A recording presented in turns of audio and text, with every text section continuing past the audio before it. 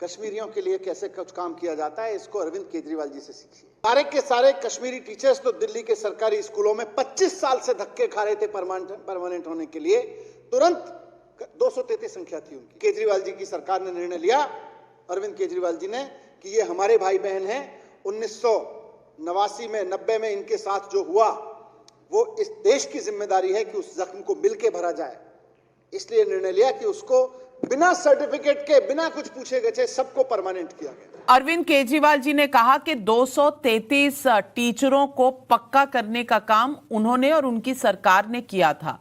दिलीप भांजी, मैं आपसे पूछना चाहती हूं, इस पूरे प्रकरण के तथ्य क्या हैं? हमारा एक 2-4 ग्रुप में कैट में गए थे पहले 2008 में। उसके बाद उसका चैलेंज हुआ था, तो फिर हम जून 10 में हम हाईकोर्ट में गए और सिंगल जज थे वहां पे, जस्टिस शेखर जी। तो उन्होंने 2015 में 23 हमारे फेवर में फैसला दे दिया। उसके बाद हम, तब सरकार चेंज होगी, तब केजरीवाल जी की सरकार आ गई दिल्ली में।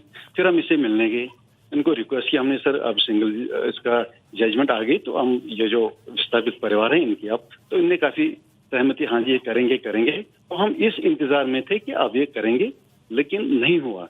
तो हमारे डिप्टी डायरेक्टर साहब थे, मैं उनके संपर्क में था। मैंने एक रिक्वेस्ट की, सर कहाँ पहुंच गए, कब आप इसको इम्प्लीमेंट करेंगे? तो उन्होंने मेरे को बोला, जी आप किस संसार में हो। इन्होंने आपके सिंगल जज की जो जजमेंट आई थी उसको इन्होंने डबल बेंच पे चैलेंज किया था, वो मान नहीं रहे थे, इसको चैलेंज किया। तो फिर डबल बेंच में जब केस चला 2018 तक, तो 23 मई 2018 को डबल बेंच ने फिर हमारे हक में फैसला दे दिया। मैं आपको 1 मिनट रोकूंगी। दिल्ली सरकार की जो विरोध की दलीलें थी, वो क्या 2 अलग अलग तरीके से होती थी? एलजी के ऑफिस से अलग और दिल्ली सरकार की अलग?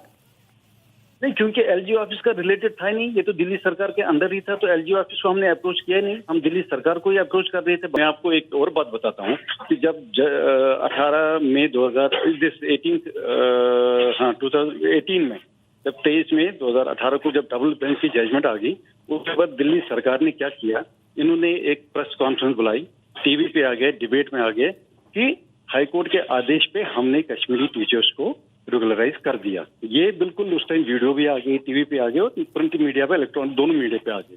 उसके बाद भी हम 10, 15, 20 दिन वेट करते गए कि अब तो मसला हल हो गया, अब ऑर्डर इम्प्लीमेंट होगा।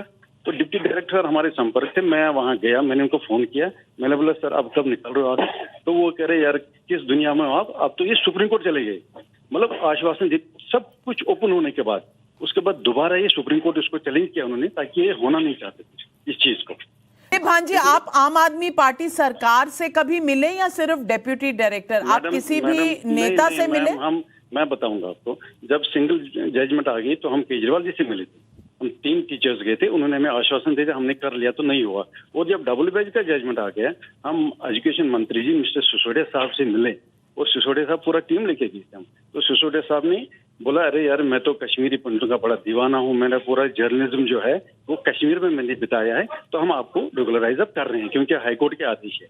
उसके बाद उन्होंने प्रेस रिलीज दे दिया, सब कुछ दे दिया, लेकिन वो देने के बावजूद भी नहीं किया। फिर ये सुप्रीम कोर्ट चले गए। फाइनली सुप्रीम कोर्ट में जब ये चले गए तो वहां इनकी जो पिटीशन थी उसको डिसमिस किया। 3 जज बैठे थे, जस्टिस मदन लोकर थे वहां पे, जस्टिस दीपक गुप्ता थे और एक मॉडर्न जज थे। तो उन्होंने उस पिटीशन को डिसमिस किया और इनको बोला, भाई क्या कर रहे हो आप इस कम्युनिटी के साथ? जब हाईकोर्ट ने दिया, डबल बेंच ने दे दिया, आप यहाँ क्या करने आए? तो उसके बाद फिर इनको ये इम्प्लीमेंट करना पड़ा।